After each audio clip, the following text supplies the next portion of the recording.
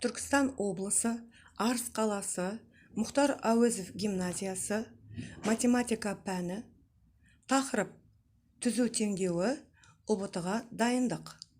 Мұғалім Есмағамбетова Жібек Қылышбайқызы. Саламатсыздар ма оқушылар? Бүгінгі тақырыбымыз түзу теңдеуі. Жалпы ұлттық бірыңғай тестілеуге дайындалған кезде бізде математикада көп функциялар бар. Парабола, түбірасты x, гиперболаның сызықтық функция. Бүгін біз түзу теңдеуіне тоқтаймыз.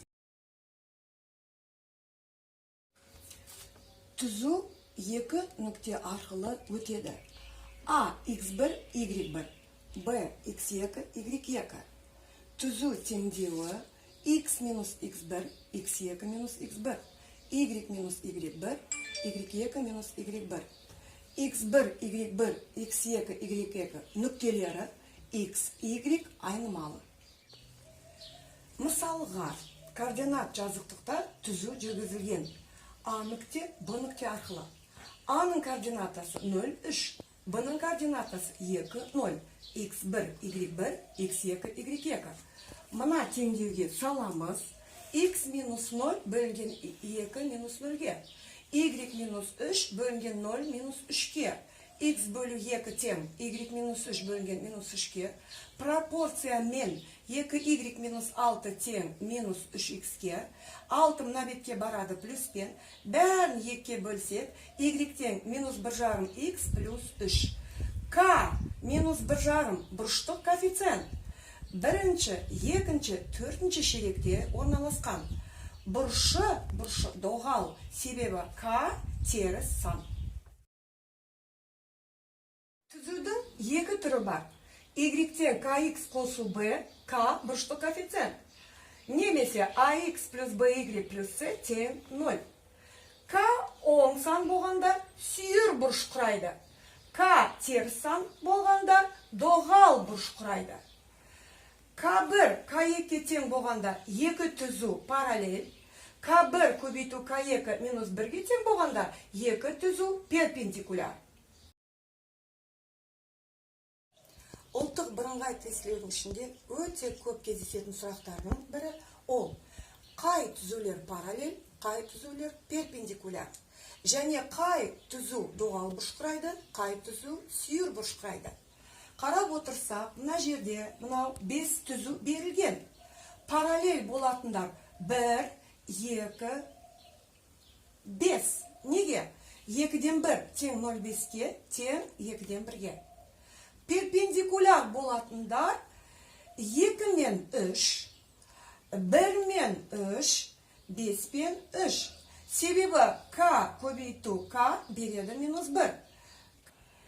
Түзулер OX өсімен сүйір бұрыш құрайды, немесе доғал бұрыш құрайды. Теңдеудің түріне қарап анықтауға болады. Сүйір бұрыш құрайтындар 1, 2, 4, 5. Себебі коэффициент К оң. Доғал бұрыш құрайтын тек қана 3. Себебі коэффициент теріс.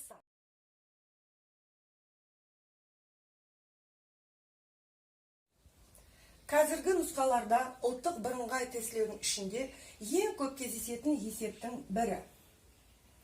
Теңсіздікті жаз дейді. Түзу теңдеуі А, Б нүктеден өткен. А 0, 4, Б минус 4, 0. Түзу теңдеуін құрамыз X минус 0 бөлінген минус 4-ке, Y минус 4 бөлінген 0 минус 4-ке, X бөлінген минус 4-ке, Y минус 4 бөлінген минус 4-ке. Пропорциямен орындаймыз. Минус 4 пен минус 4-ті қысқартуға болады. Y минус 4 тең X-ке. 4-ті оң жаққа алып барсақ, Y тең X қосу 4. Мына түзудің теңдеудің аты Y тең X қосу 4. Қарап отсақ, төбе жағына кеткен, значит үлкейген. Түзу теңдеудің төбе жағы дейді. Y көп және тең X қосу 4.